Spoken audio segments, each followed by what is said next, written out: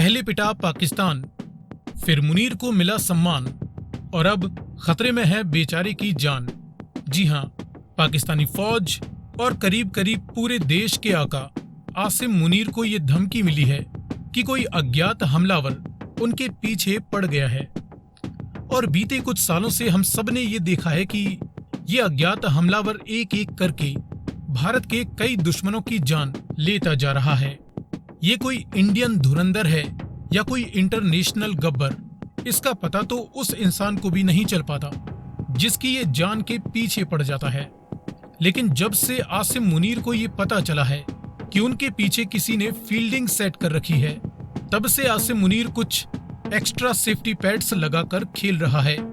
हर वक्त bullet proof jacket पहनकर घूमना, अपने ही लोगों के बीच भी बुलेट प्रूफ ग्लास के पीछे छिपकर बैठना और चेहरे पर हमेशा बनावटी हंसी और एक डरा सहमा एक्सप्रेशन रखना, ये सब इस बात का इशारा है कि आसिम मुनीर डर चुका है।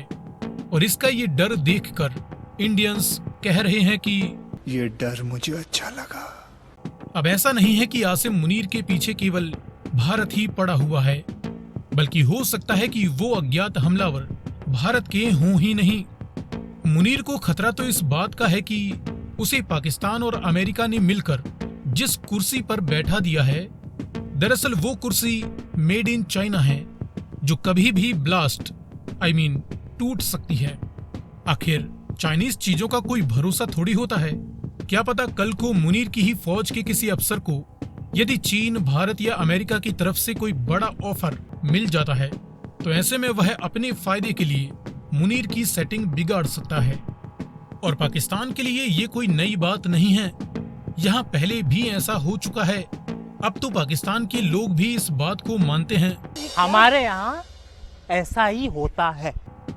दरअसल यहाँ पर गलती आसिम मुनीर या पूरी पाकिस्तान की आवाम की ही है, जो दुनिया भर में दूर दूर के देशों से तो दोस्ती बना रहे हैं, लेकिन अपने ही बगल के पड़ोसी देश के साथ दुश्मनी रखते हैं।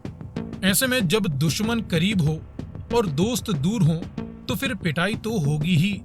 ये भी कोई अक्लमंदी है?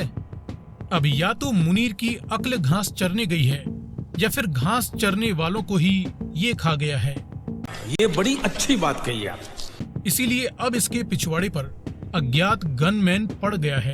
अब ये देखना दिलचस्प होगा कि क्या आसिम मुनीर पीछे हटकर किसी और को इस मुसीबत की कुर्सी पर बैठा देगा, या फिर आगे भी अपनी नकली जीत के फीते काटते काटते ये बहादुरी के साथ शहीद हो जाएगा।